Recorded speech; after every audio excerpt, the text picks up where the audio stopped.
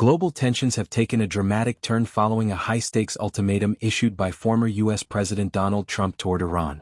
In a statement posted on Truth Social late Saturday, Trump warned that the United States would take immediate and overwhelming military action if Iran does not fully reopen the Strait of Hormuz, one of the world's most critical oil transit routes. The message was direct, forceful, and left little room for interpretation. According to the statement, the U.S. is prepared to hit and obliterate Iranian power infrastructure, beginning with its largest energy facilities, unless the strait is restored to full, uninterrupted operation within a strict 48-hour deadline. This timeline places enormous pressure on Iran as well as on global markets and military planners, all of whom are closely watching how Tehran responds. The Strait of Hormuz is not just a regional passage, it is a global economic lifeline. Roughly a fifth of the world's oil supply flows through this narrow waterway, connecting major producers in the Gulf to international markets. Any disruption to its operation has immediate consequences, and those consequences are already being felt. Since the escalation began, oil prices have surged past $100 per barrel, driven largely by fears of prolonged disruption and instability in the region. Shipping routes have been threatened, insurance costs have spiked, and global markets are reacting to the uncertainty surrounding one key question. Will the strait remain closed, or will military force reopen it? The situation has triggered alarm across Europe, Asia, and beyond, with governments closely monitoring supply chains and preparing for potential economic fallout. This ultimatum did not emerge in isolation. It follows weeks of escalating conflict between Iran, Israel, and U.S.-aligned forces, a conflict that has steadily expanded in both intensity and geographic reach. In recent days, Iran has been accused of enforcing blockades in the Strait of Hormuz and launching attacks on maritime vessels. These actions have significantly restricted movement through the channel, effectively choking one of the most important energy corridors in the world. At the same time, the broader conflict has seen missile exchanges, drone strikes, and growing instability across multiple countries in the region. What makes this moment particularly striking is the shift in tone from Donald Trump. Just days earlier, Trump had suggested that efforts were underway to de-escalate and potentially wind down the conflict. But this latest statement signals a dramatic reversal.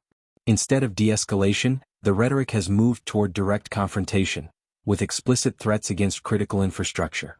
This shift raises important questions about the current strategy and whether diplomatic options are being replaced by military ones. The focus of the ultimatum is clear: Iran's energy network. By threatening power plants, the warning goes beyond military targets and strikes at the core of Iran's economic and civilian infrastructure. Energy facilities are vital not only for electricity but also for industrial production, water supply systems, and communication networks. Targeting such infrastructure could have widespread consequences inside Iran, potentially affecting millions of civilians. At the same time, it represents one of the most direct forms of pressure a nation can apply without initiating a full-scale ground conflict. From a strategic perspective, the ultimatum appears designed to force a rapid decision from Tehran: reopen the strait, and avoid immediate escalation. Or refuse, and risk a major strike that could reshape the conflict entirely. But such high-pressure tactics also carry risks. If Iran chooses not to comply, the U.S. would face a critical choice: follow through on the threat or risk losing credibility. Either outcome could have far-reaching implications. Iran has not remained silent.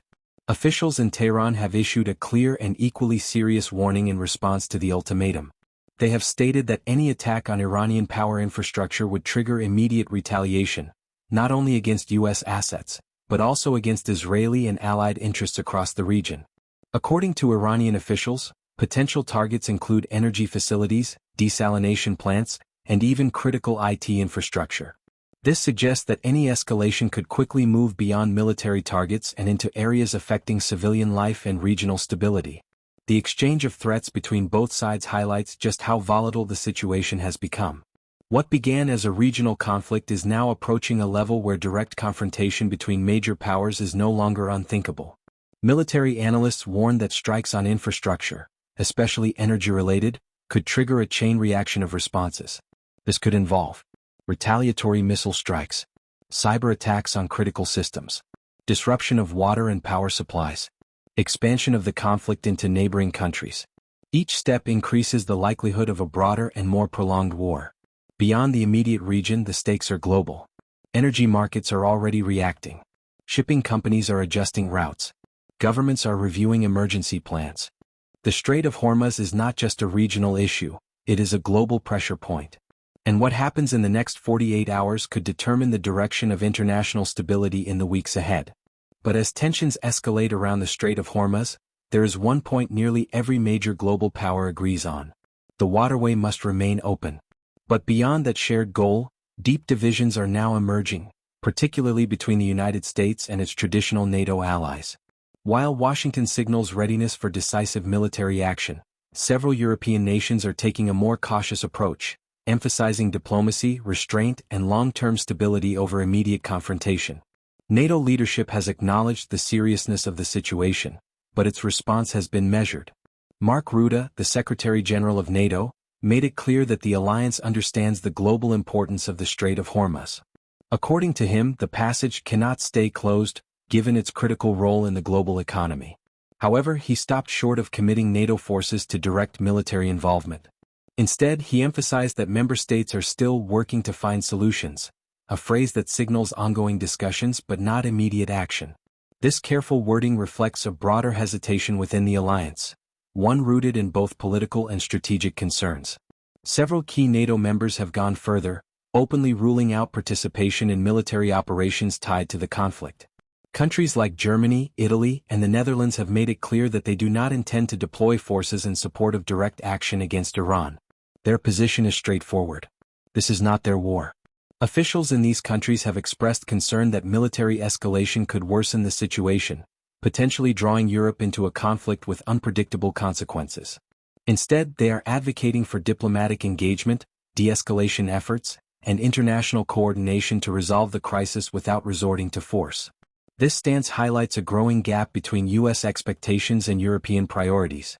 The United Kingdom has taken a more balanced position.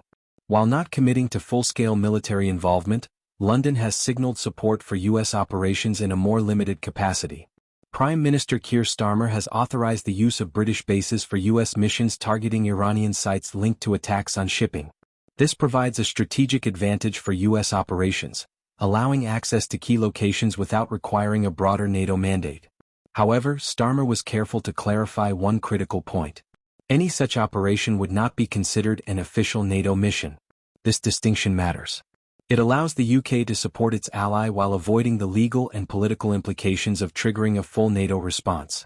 These differing positions are now raising concerns about unity within NATO. For decades, the alliance has operated on the principle of collective defense, the idea that an attack on one member is an attack on all. But in this case, the situation is more complex. The current conflict involves regional tensions, strategic waterways, and indirect threats, not a direct attack on a NATO member state. As a result, countries are interpreting their obligations differently. Some see the crisis as a global security issue requiring coordinated action. Others view it as a regional conflict that should not automatically trigger alliance-wide military involvement. Donald Trump has responded forcefully to this lack of unified support. In recent statements, he criticized NATO allies for what he described as hesitation and unwillingness to act decisively. He went as far as labeling some allies as cowards, a remark that has drawn significant attention and sparked debate across political and diplomatic circles. Trump also warned that the alliance could face a very bad future if member states fail to support efforts to secure the Strait of Hormuz. These comments reflect growing frustration within his camp over what is perceived as an imbalance in responsibility. The big question is, will NATO find a unified path forward, or are we witnessing the early signs of a deeper divide within one of the world's most powerful alliances?